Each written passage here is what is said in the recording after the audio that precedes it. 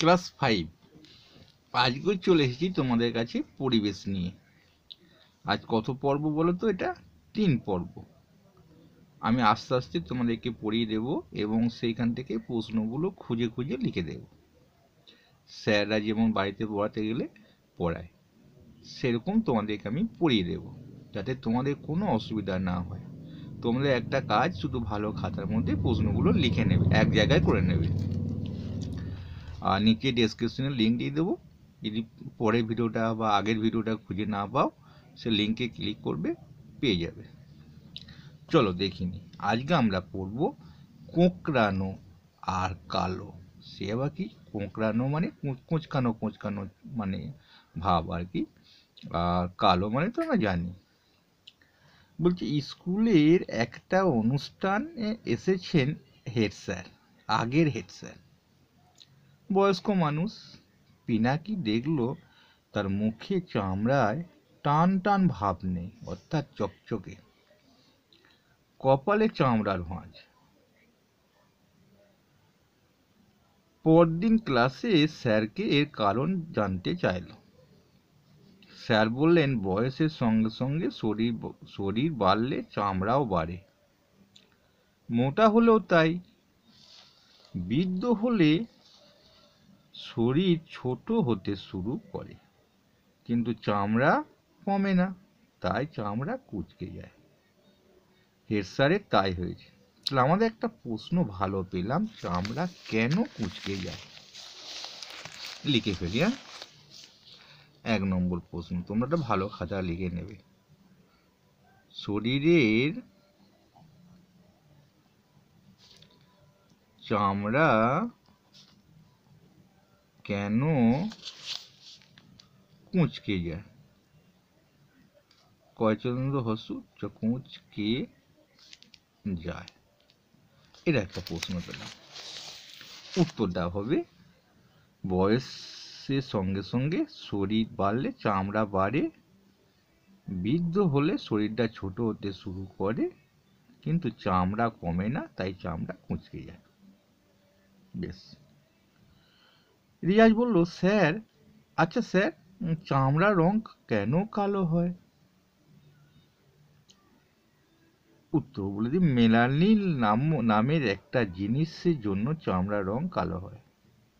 তাহলে মেলানিল, মেলা আমরা দেখি নিন, মেলানিন নামে একটা জিনিসের জন্য চামড়ার রং কালো হয়। অতি বেগুনি রশ্মি ত্বকের ক্যান্সার ঘটায়। মেলানিন অতি বেগুনি রশ্মি শুষে নিয়ে ক্যান্সার আটকায়। তাহলে আমাদের একটা প্রশ্ন হলো, ত্বকের রং কেন কালো হয়? তো 2 নম্বর প্রশ্নটা হচ্ছে,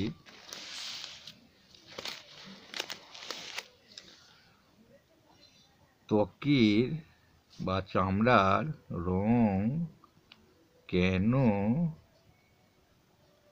কালো হয়? উত্তর হচ্ছে, মেলানিন নামে একটা জিনিসের জন্য।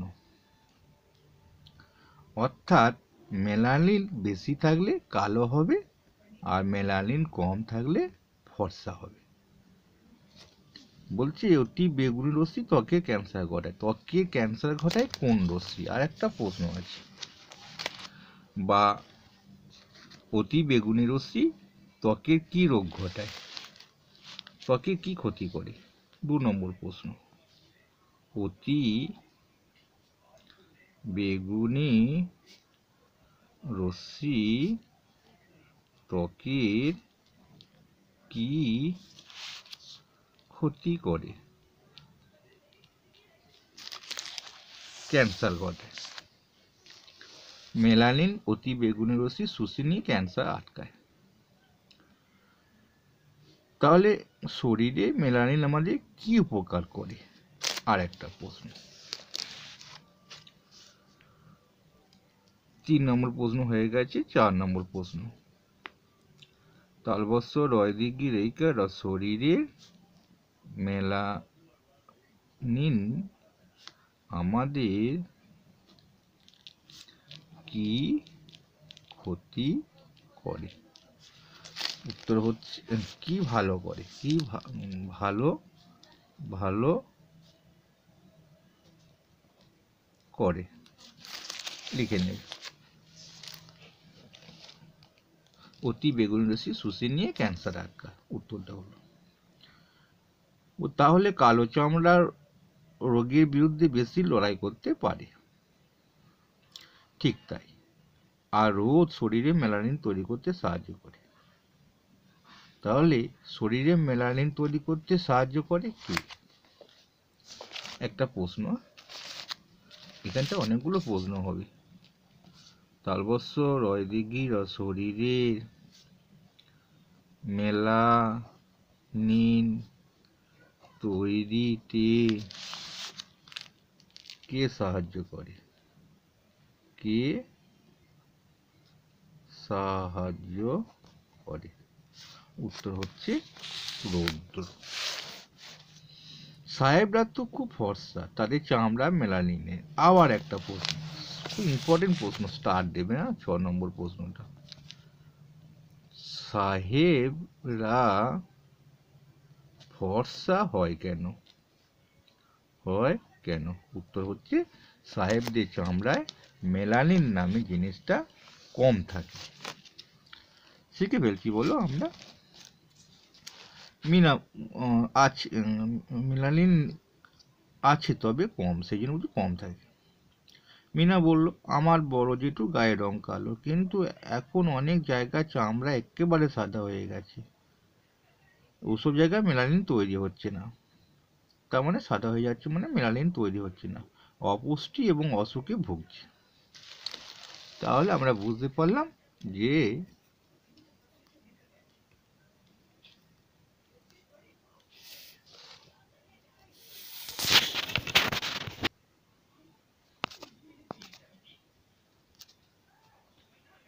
সাহেবরা ফর্সা হয় কেন? তাদের শরীরে মেলানিন জিনিসটা কম থাকে। তারপরে একটা প্রশ্ন, তারপরে প্রশ্নটা হচ্ছে, ভিডিওটা একটু ঝাপসা হয়ে যাচ্ছে, ঠিক করার চেষ্টা করছি।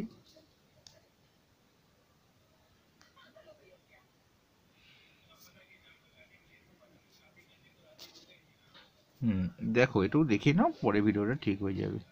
তার দুটো প্রশ্ন হবে। ত্বকে রোদ লাগলে কোন ভিটামিন তৈরি হয়? Vitamin D. হ্যাঁ, ভিটামিন ডি, এটার প্রশ্ন লিখে নেবে। হ্যাঁ, এটা খুব ইম্পর্টেন্ট প্রশ্ন, সারা জীবন কাজে লাগবে। 7 নম্বরে, ত্বকে রোদ লাগলে কি ভিটামিন তৈরি হয়? তারপর উত্তর হবে ভিটামিন ডি। আরেকটা প্রশ্ন হবে যে ঘাম এখানে পড়িয়ে দিচ্ছি, পড়ে নেবে। স্যার, চামড়া থেকে তো ঘাম বের হয়, ঘামে নুন আর শরীরে কিছু বর্জ্য থাকে, ঘামের মধ্যে কি থাকে? একটা প্রশ্ন হবে। তার মধ্যে বর্জ্যটা বেরিয়ে যাওয়া ভালো, কিন্তু নুনটা বেরিয়ে যাওয়া খারাপ। নুন বেশি খেলে মাথা ঘুরে অজ্ঞান হয়ে যাওয়া ভয় থাকে। তাহলে আমরা একটুখানি দুটো প্রশ্ন পেলাম যে ঘামের মধ্যে কি কি থাকে। হ্যাঁ, 8 প্রশ্ন, তালবস্য রয়দিঘি রেখার শরীরের ঘামের মধ্যে কি কি থাকে? এক হচ্ছে নুন, আর হচ্ছে বজ্র পদার্থ।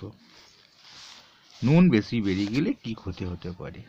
9 নম্বরের প্রশ্ন, নুন শরীর থেকে বেশি বেরিয়ে গেলে কি ক্ষতি হতে পারে? উত্তর হবে মাথা ঘোরা, অজ্ঞান হয়ে যাওয়া। ঠিক আছে, আজকের মতো বিদায় নিই, আবার 5 পাতা পড়াতে আসবো। ভালো লাগলে অবশ্যই লাইক করবে।